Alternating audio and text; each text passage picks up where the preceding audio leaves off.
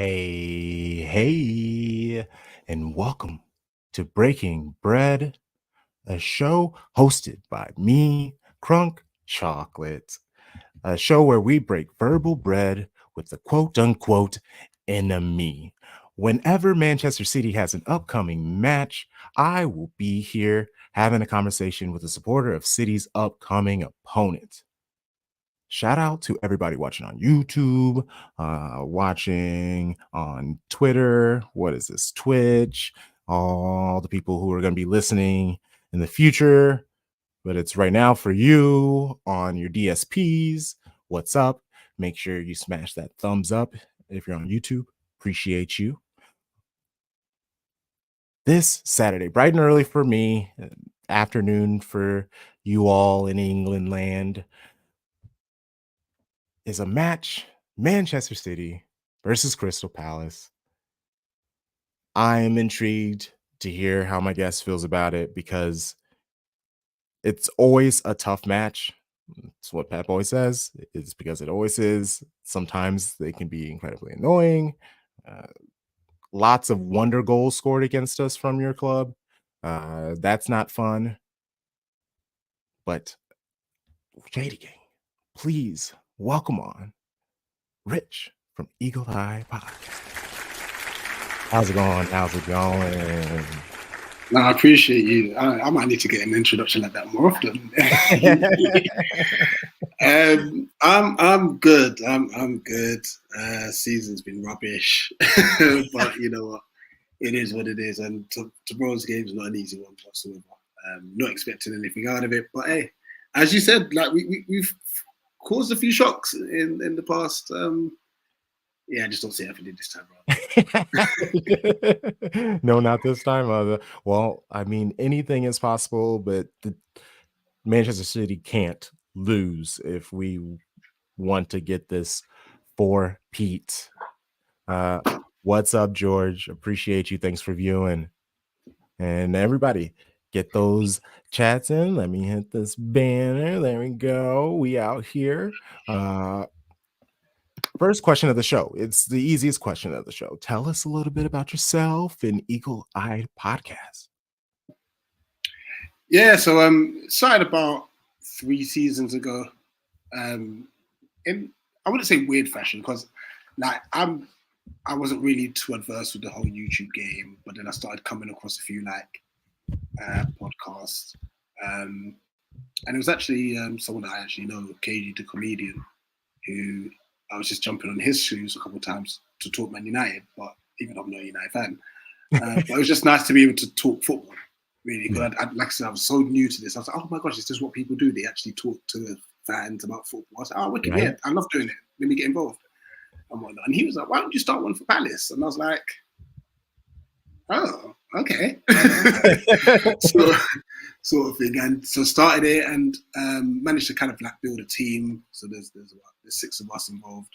Nice. And it's just been fun. And you know what, like, I know a lot of people obviously, the end game will be to at some point blow up to get monetary gain and whatnot. But the amount of people you just meet, whether it's Palace fans or now I'm meeting obviously fans across other teams and stuff, like it's incredible. This platform, yes, I wish I did this 10, 15 years ago. You know what I mean? So that's a bit about us.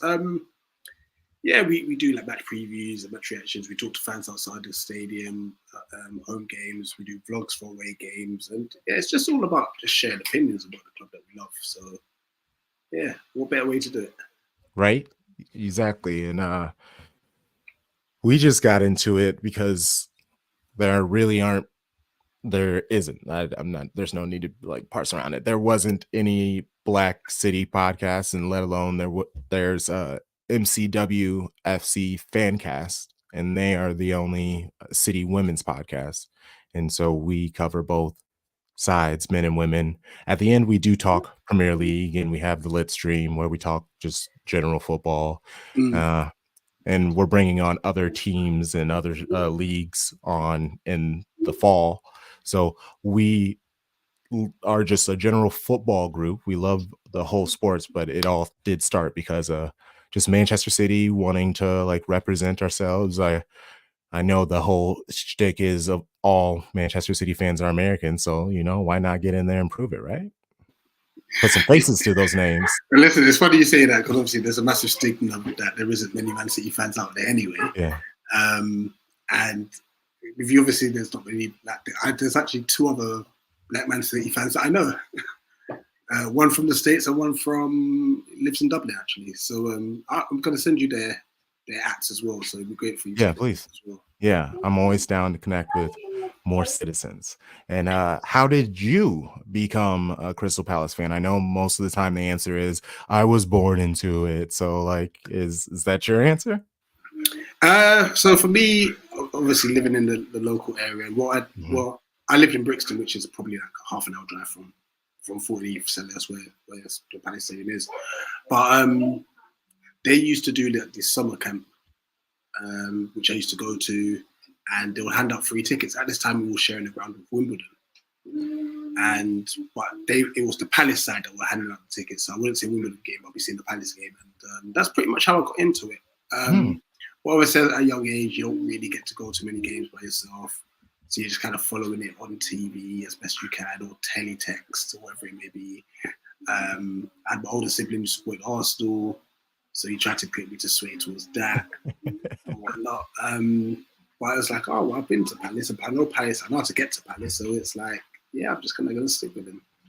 And yeah, that's how it's been. Obviously, growing older, you can do so much more, and yeah, as much as we've had the ups and downs, the twice going into administration and a couple more relegations, this is still the club that we love.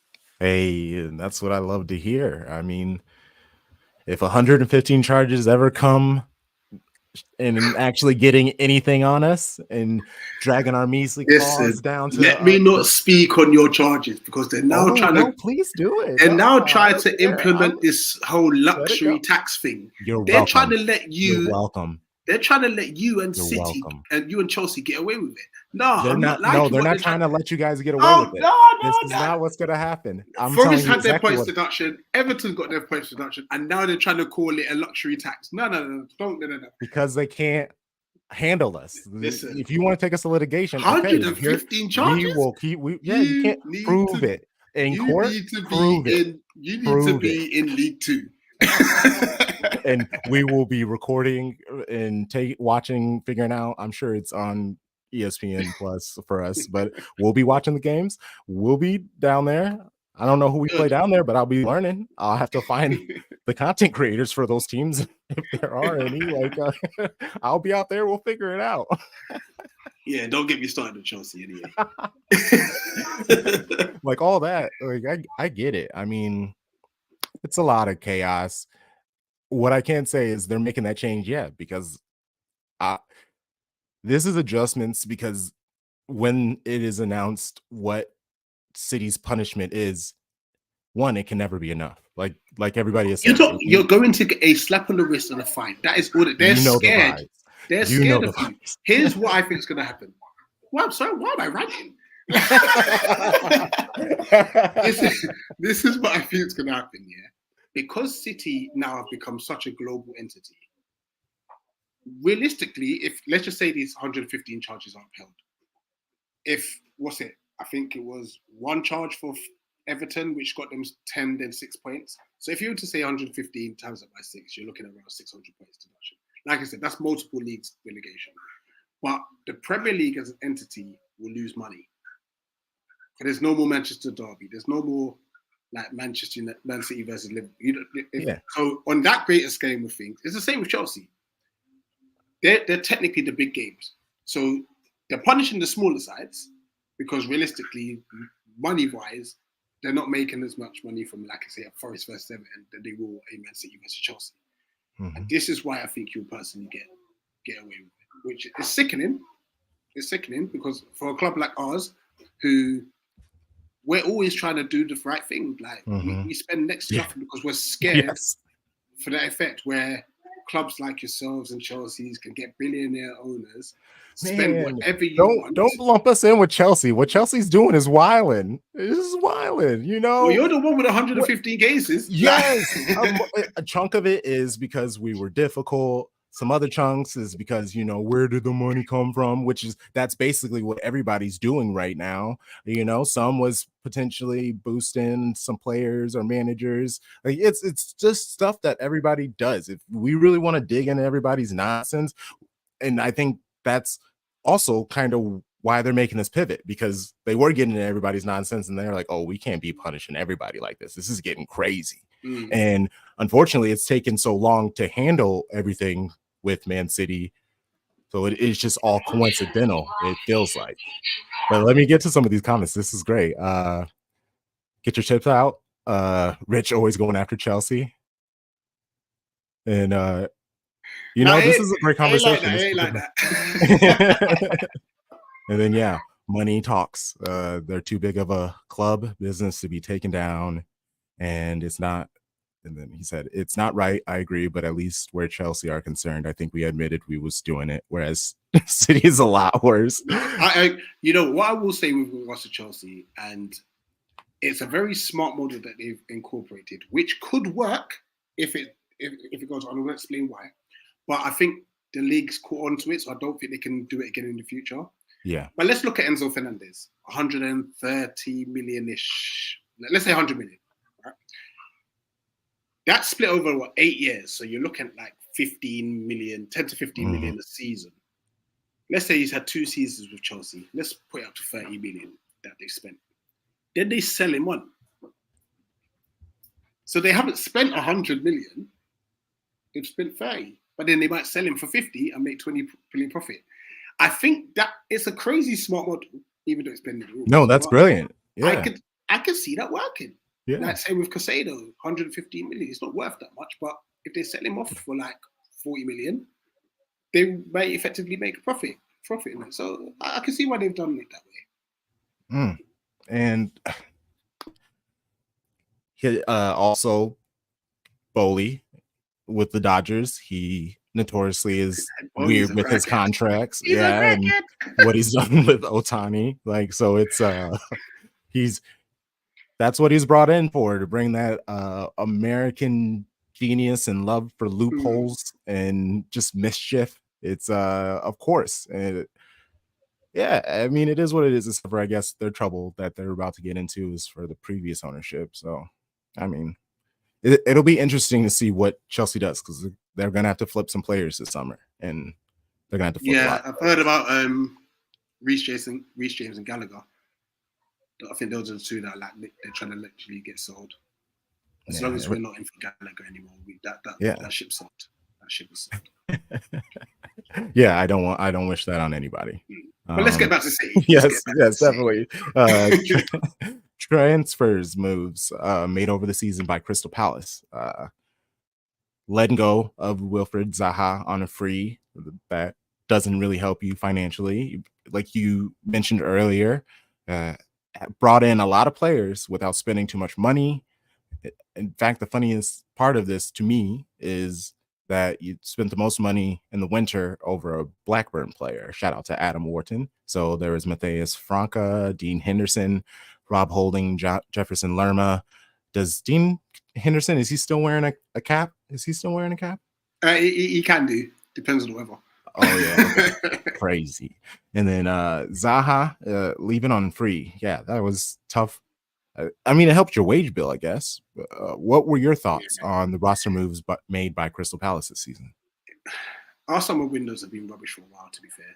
I think we had a window under Patrick Vieira, his first window, which was brilliant. But once again, I guess it's kind of watching the pennies and not falling under this whole PSR stuff, because obviously, like we said, Everton and Forest, who have, I think, overspent by maybe like 30, 40 million. I think Everton's a bit more. It can catch anyone, really. Mm-hmm. Look, we look swore for Zaha, and then we brought in Matthias Franca, who we're not saying that he's was going to be a direct replacement, but someone who's bright, talented, Brazilian before. Okay, cool. He had a bit of an injury, so waited to October, and Roy Hodgson decided not to play him, and it's just like, give the kid a chance, you know. And we were seeing like the similar Will Hughes and Jeffrey Schlark and making the same old substitutes, and nothing was changing, and like. Time after time, like you just kind of saw, what do you call it?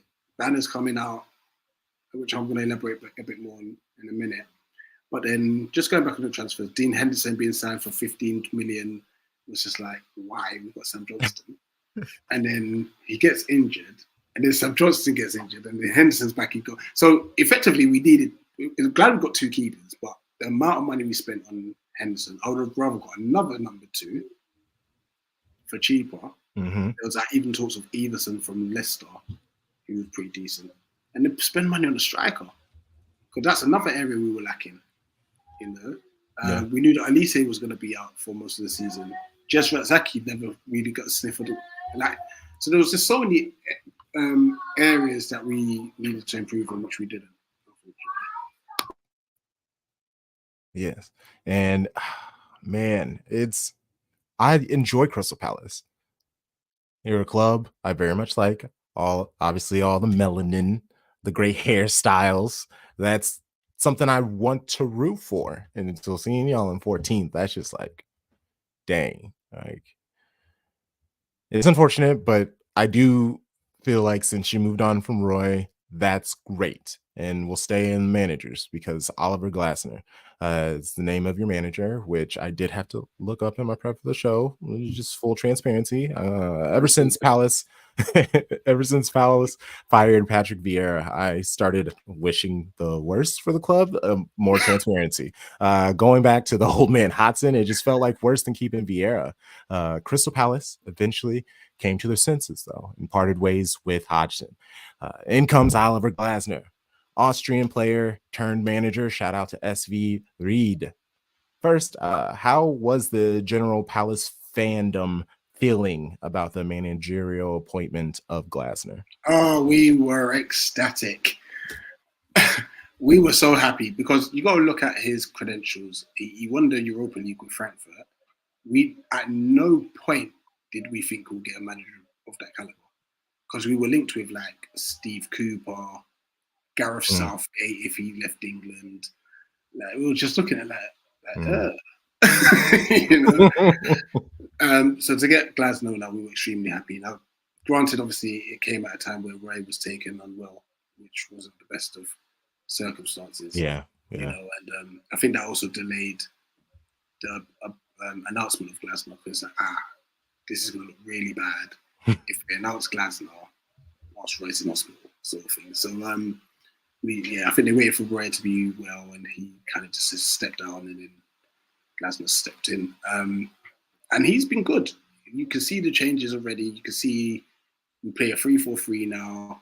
We still don't have the players for the system, but you can see what he's trying to do with the system. Now, since he's joined, minus the Bournemouth game, which we lost on Tuesday, we've taken the lead in every game that he's played. So in the 4 games other than that, we've taken the lead against Burnley, against Luton, against Forest, against Spurs, we took lead as well.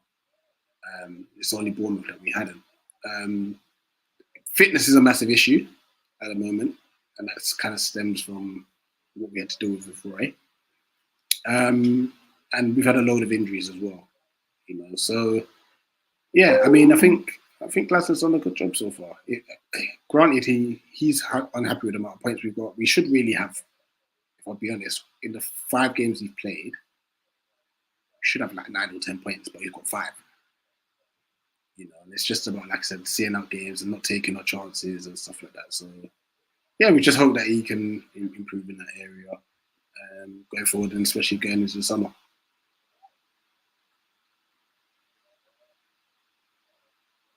Oh, have he frozen? I think he's frozen.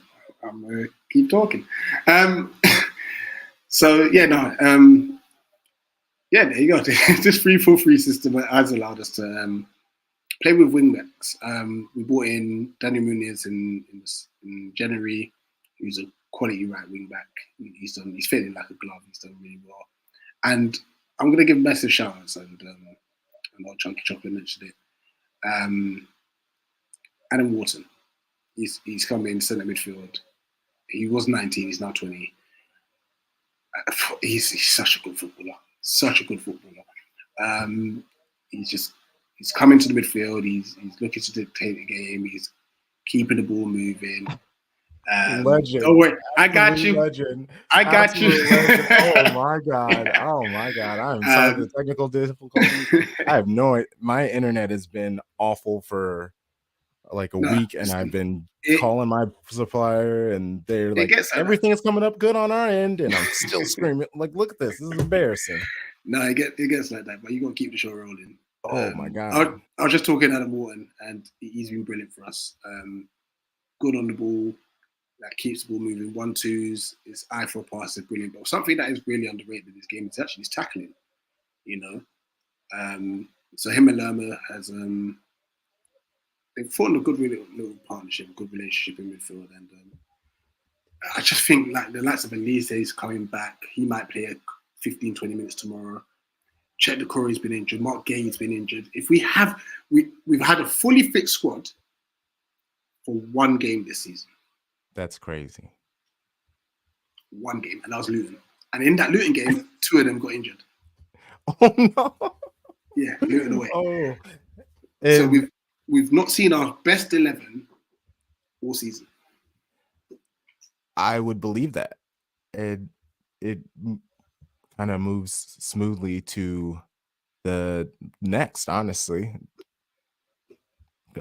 conversation. Let's talk the full squad, shall we? I want to start off with the good, because actually I want to start off with who have you been most disappointed with, and I'm gonna take a guess first because it would be my answer if I was a Palace fan, and my answer would be, and you kind of led me right to it. It's Olise, and it's not because he's not amazing. He's fantastic. But the best ability is availability, and he's only played 755 minutes for the club this season. And what's mad is he scored 6 goals in that short amount of time. So it's yeah. So it's just like, bro, what are you doing? This is not Elise's fault whatsoever. And I'm going to of course. So he picked up the injury for France in the under-21 tournament, hamstring injury, really bad. Kept him out until October. Got back in November, played a few, and literally he was thrusted right into the team, no break. The sports science team had told Roy Hodgson, be careful with his minutes. Roy Hodgson wasn't. Picked up another slight knock. To the point where when he made that second return, he came back against Sheffield United. He scored 2 goals in that game, and he intentionally took himself off, as a somewhat precaution. That's found out that was a bit of a tweak. So against Brighton, he didn't start. We went 3-0 down. No one was complaining. We were crap. We were crap that day. We were absolutely terrible. Guess what Roy Hodgson decides to do? Bring him on. Why? We're already 3-0 down. Within 8 minutes, I think it was, he pulls his hamstring again. Oh, no. So the game tomorrow will be his first game back. He's been advised. Of course it'll be. No, but he's not starting. He's in the squad. Okay. He's been advised to do no more than 20 minutes. Okay. I think Oliver Glasner's smart enough to either give him maybe 10, 15 just to get his match fitness up, or not play him out. Put him in like the 82nd minute, knowing there's going to be like 6 minutes of extra time. Yeah, something like that. Mm-hmm. I think that's what Oliver Glasner will do. If Roy was still in charge, Olise will be starting tomorrow. Oh my gosh. Yeah, that dinosaur. Oh my god. Like, respect to him and what he's done for your club. Like, respect. But get out of here, Grandpa. Go play with your kids, your grandkids. Like, they want to see you. Like, what are you doing? Oh my goodness. Oh, well, okay. Who would you agree that that he disappointed you? Who would you say disappointed you? This is tough. Odsonne Edouard. Yeah. I mean, he started off pretty decent. He got 6 goals to start the season. I'm thinking, wow, this is a good turnaround. And then something went wrong, and I don't know what it was.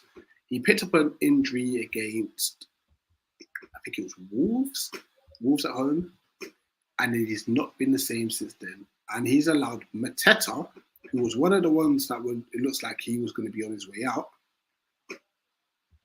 Mateta came back in, and is just taking his place. And Mateta is literally clearly the number one striker at Palace at this moment in time. You know, so I would say my biggest disappointment is Eddie. Interesting. Well, let's get to a couple of these comments, though. George showing respect to you, keeping the show going. Ben. Yeah, yes. And then Big Morgan showing you some love, you know, your football respect to you. I try. Yes, yes. Hey, you know, please call me out if I say something wild. Like, well, the thing is, like I said, I don't know much about Crystal Palace. I haven't watched really since the new appointment and been really stuck in with City and the women. They've been doing very well. I get in my bubble, and the teams that I chat with are my friends who I chat with. They're, you know, the major teams. I mean, obviously there's other clubs, but I don't get many chats with Crystal Palace fans. So this really is a chance for me to really learn about the club. And so this is great. I love this. This is like fresh and new. Like, how many times can I talk about Liverpool? How many times can I talk about Arsenal and United? So this is fantastic. I love this. On the other spectrum, who has been the standouts for the club? Jefferson Lerma, I'd say one of them. We got him the free from Bournemouth, and he's been brilliant. He's been brilliant in the middle of the park. He just gets on with the game, rises to the occasion. Who else I would say? Beginning of the season, I'd say Mark Gay. I had like 1 or 2 rugby games, but he deserved his England call-up. He's injured as well, unfortunately. He's back in like 2 or 3 weeks. He's been really good. Since Oliver Glasner's come in, though, I do want to hail up some players. Jordan Ayers had a very good season as well. Actually, he's had a good season. I'm going to hail up some players. So I said Adam Walton. I've said Daniel Munoz under Glasner. Really, really good. But Chris Richards, the last month, and he's an American international, has been brilliant in this back three system. He's played very well. He had a period in that beginning of the year to like mid-March-ish. No, not mid-March, to the end of February, I'd say. Tough time. He was playing in centre mid, wasn't working. He then played in the back against Arsenal, cost us 2 goals, fully defended. He was having a real rough time. And under Glasner, he's really stepped it up.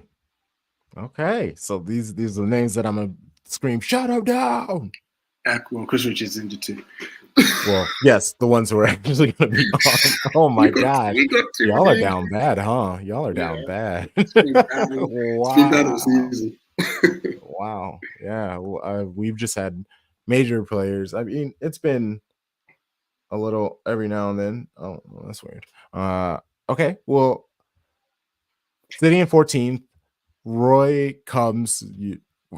I feel you, and I feel like I understand how you felt about the time with him at the helm. Now that you have, wow, my brain melted. Now that you have Glasner, and it sounds very positive.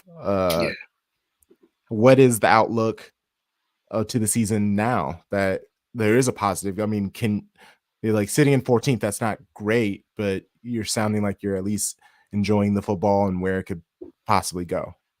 Yeah, like it all depends on our summer. I think Glasner's got a method and we look better for it. I think if he gets the pieces he needs in the summer, then we'll look towards the end of the season. It sounds mad because we're 8 points clear of relegation zone, where Luton are. But our running is really hard. After we got Liverpool. Then we got West Ham at home, Newcastle at home, Fulham away, Man United at home, Wolves away, Villa at home, something like that. So it's a tough run. Whoa, you just did that from the dome, my guy? You just like remember that stuff? I've had to look at it quite a few times and think, oh my gosh, how many points am I going to get? Oh my gosh. So it is a tough running. But then at the same time, Luton have a similar run into us as well. But it's a bit of a shame that we're now in a position where we're kind of looking at hoping that the other teams don't win rather than can we pick up points. And Like the next 2 weeks, so like tomorrow and when we play Liverpool next week Sunday, we're not expected to get anything. So if we were to get a point here or there, it's going to lead us in good stead. But I do think we'll be safe. I do think we'll be safe. Granted, I think Everton have another points deduction due as well. So Yeah. I think we'll be fine. I think you'll be fine. Yeah. Liverpool, that's gonna be tough. I would love if you could do some damage to them though. Like just take a point, take 2 points. That's fine.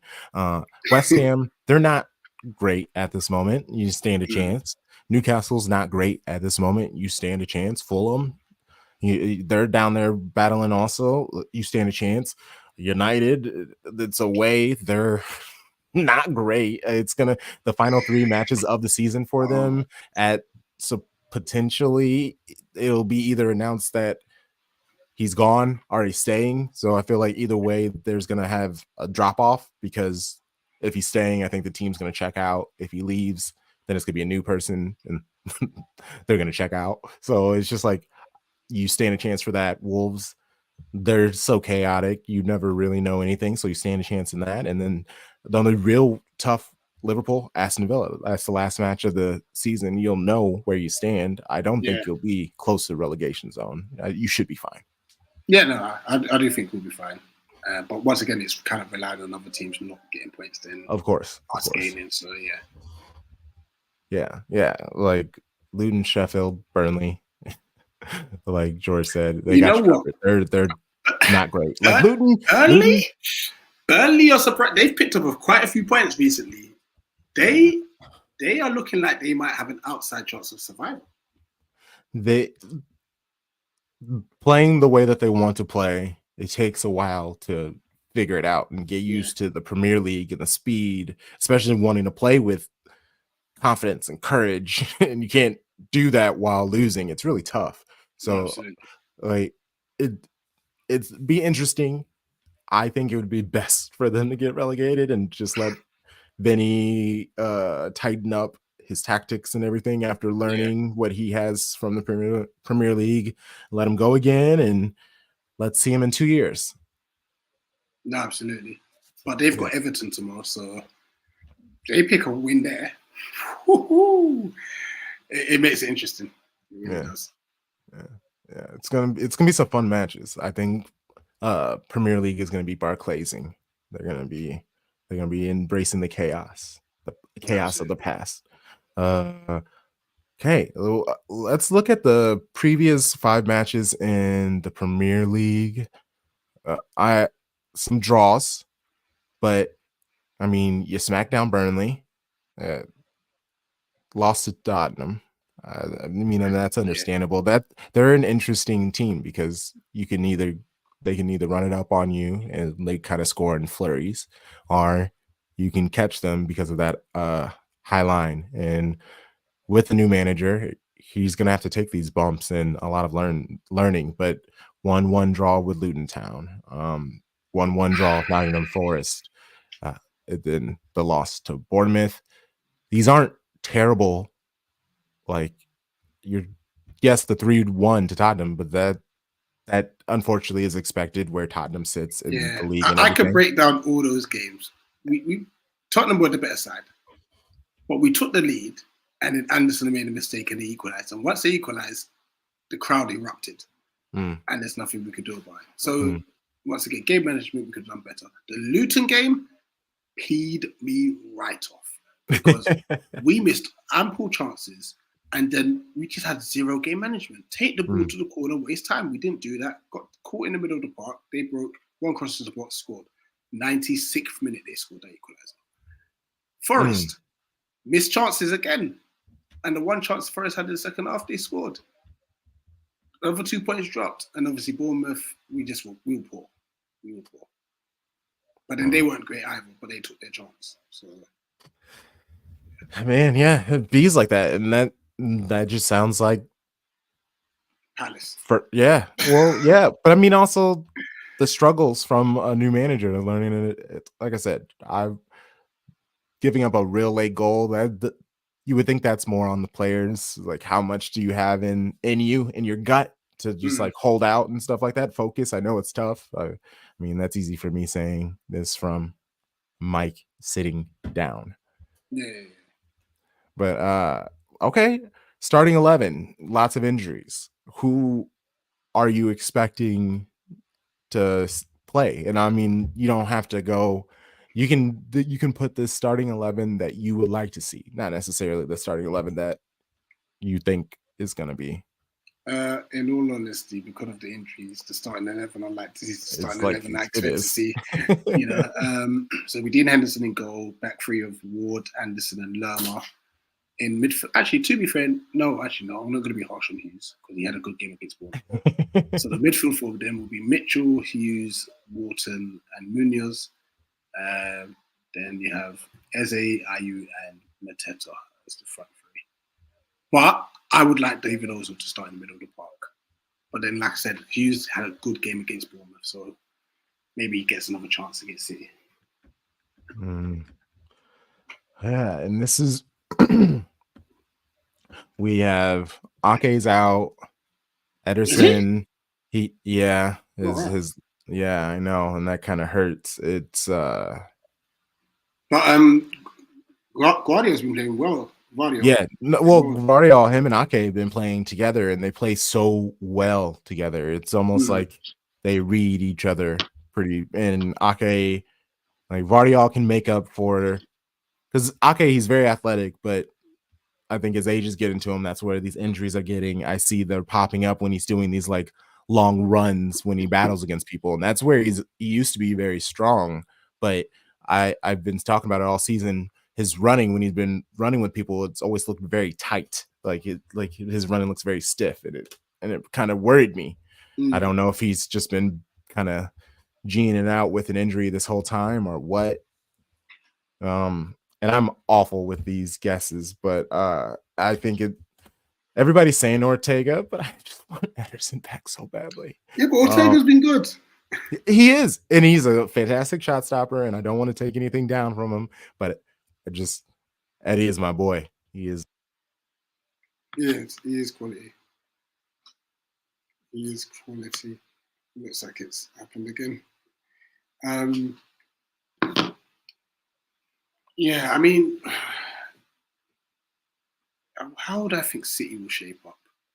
Ortega in goal, Rico Lewis, maybe a Kanji, Diaz, and then Vardio. Update or something? System update I needed to what is going on? My internet is fine now. I'm again, true G. I appreciate you. Yeah, or it'll be Ortega. I hope it's Ederson. Vardial, Diaz, Akanji, Rico Lewis. He's proved that he can play out there. Like, who cares how tall he is? You know, as long as the ball isn't too high, but the ground duels, he's fine. He's been getting chopped down, and he gets right back up now. He doesn't try to milk it because he knows he's not getting any of these calls. I love that he's getting down, and like players, they go at him, and he has embraced the moment. His dad's a kickboxer, a Muay Thai fighter, one of those two, and he's trained him and raised him that way. And it's just great to see his growth. And we knew that he could do it.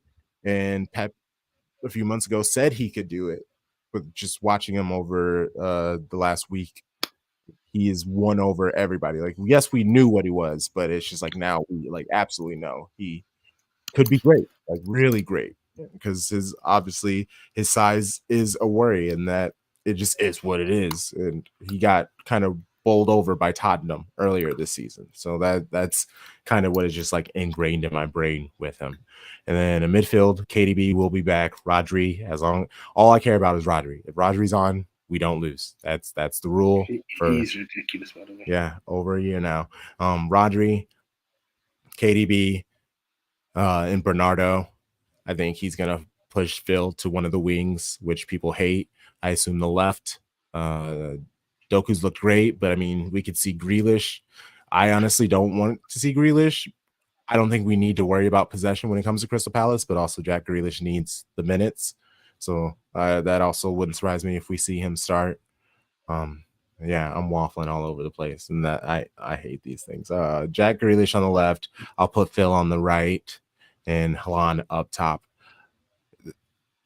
I'm sure Alvarez is gonna. This is when he's gonna get another start. You know, you've got Real Madrid on Tuesday. Just rest your players. Exactly. But we have to win every single one of your matches, though. That's the thing. Like, yes, the idea, it's great to rest, but we can't afford to lose and struggle at all. That's a good point. Yes. And then let's go. Plug it. It's eagle-eyed. What do you call that? Is it dash in England, or do you guys have some like cool weird call English it dash word is for fine. Some tend to call it a hyphen, but just do it. Okay. Yeah. All right. Eagle-eyed football on YouTube. Yes. Shout out to y'all. Oh, there we go. All right. The end of the show. How do you see this match playing out? And already laughing. And can I get a score prediction? All right, we're going all out defense, and we'll probably try to hit you on the counter attack. Yeah. What did I say in my score prediction? I've made a note of this somewhere. I have gone 3-1 City. Yeah, we're definitely giving up a goal. Well, that's for sure. We are clean sheet allergy FC, and I hate it. I hate it. Yeah, 3-1's good. That's great. We need to up our goal difference. We need that to help us out if not winning. We're still very much behind in goal difference. We would need to score way more than 3, but I do not see that happening. It's gonna be tough. It's gonna be real tough. I just think we'll pull through at the end. Maybe we'll just blitz you early in the beginning, and you guys make it a match in like the 65th minute, and I start stressing out and pacing in my apartment living room. It's gonna be awful. Yeah, but 3-1, I like that. That's fantastic. I've experienced worse. I sound so like a pretentious asshole. I apologize for that.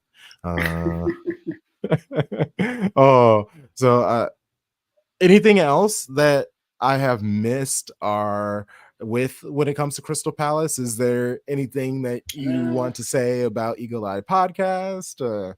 No, you've covered everything. You've allowed me to plug the channels. No, everything's good, man. And definitely we'll do more of this. 100%. Yes, please. And hopefully my internet works better. But obviously if it doesn't, I know I can trust you now. And also, yeah, I'm big on letting people plug their stuff. I have been on a few channels where they're like, don't plug yourself ever. But it's also, it's like, you brought me on for a reason. So it's like, why did you bring me on if people don't like, what if people don't know me? Then I'm just some like random person. You just feed them.